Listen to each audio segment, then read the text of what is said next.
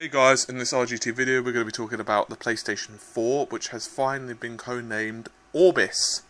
Now, as some of you might have heard, there's been some speculation for a while now of what the final specifications are going to be for the console. Up until now there hasn't really been anything solid, although there was a few whispers in the wind that AMD might be producing something for the console, and this has now been somewhat confirmed by various sources. Accordingly, it's going to be featuring the HD 7670, which is a DX11 card, which on PCs at least comes with up to 1 GB of dedicated video RAM. It does not mean, of course, the PS4 will actually have 1 GB of video RAM. We don't know. It could have more, it could have less, or it could have 1 GB exact. We're not sure. It is more interesting still that that same card, or a rebranded version of it, the 6670, the 7670 is a rebranded version of the 6670, is going to be used on the Xbox 720, which in theory at least will mean that two consoles have pretty much exactly the same graphics card power. I actually did another video on the Xbox 720 GPU, so you guys can check that out if you want some actual decent comparisons.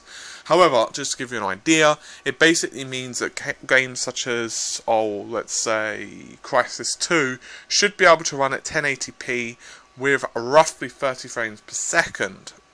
Of course, it also supports HDMI and all the other great things that are, awesome, as well as the system supposedly is going to be able to output at 4,000.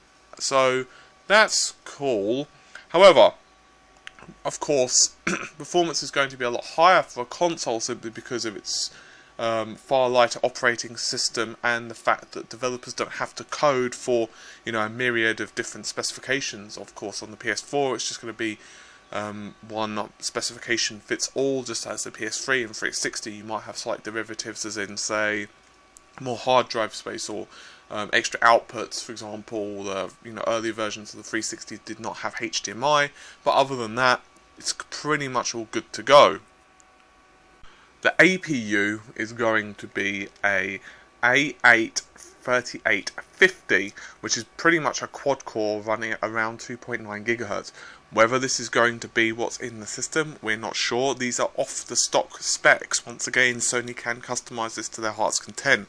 They may choose to go slightly lower than stock, for example, if they're concerned about heat, or they might at this point have a slightly more refined manufacturing process, and they might even be able to get it slightly faster. Once again, we're not sure. This does mean, however, that because it's going to be using such a system, Sony will be able to utilize asymmetric crossfire to share the load with the graphics card. So, with all of that said, and because the components are somewhat off the shelf, maybe slightly customized, it does tie into some rumors that publishers and developers are already working on titles for the system. And of course, the system is slated for a 2013 release. That's quite interesting, as the Wii U is apparently going to be released this year in, I believe, November from memory. So we'll have to see how it all ties in. The 720, I believe, has not got a solid release date. We do know it's going to be released next year as well. So it looks like both consoles are going to be head-to-head, as it's going to be very interesting. So, let's see what you guys have to say about this. Are you looking forward to the new consoles? Do you think they're going to be extremely successful on launch? Which I have a feeling they will, even despite the downturned economy. If you look at, for example, the sales of iPads, iPhones, Android systems, so forth, you can tell that people do find the cash for these tech toys, as they're relatively cheap in the grand scheme of things. But of course, it all depends upon which games are available for each system.